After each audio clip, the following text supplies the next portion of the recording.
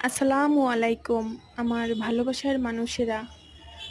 দেখুন, আজকে আমি বাসায় বিরিয়ানি রান্না করেছি। আজকের ওয়েদারটা খুব ঠান্ডা। সকালে ঘুম থেকে ওঠার পরেই দেখি বাইরে বৃষ্টি পড়ছে।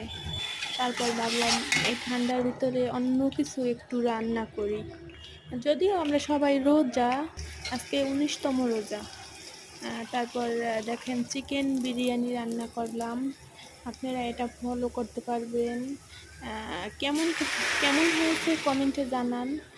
আ আমি তো অতটা কথা বলায় এক্সপার্ট না যদিও। আ তারপর আপনাদের সাথে ব্যাপারটা শেয়ার করলাম। আপনারা দোয়া করবেন, সবসময় আমাকে সাপোর্ট করবেন। আমাকে আপনাদের ভালোবাসা সবসময় আমি কামনা করি।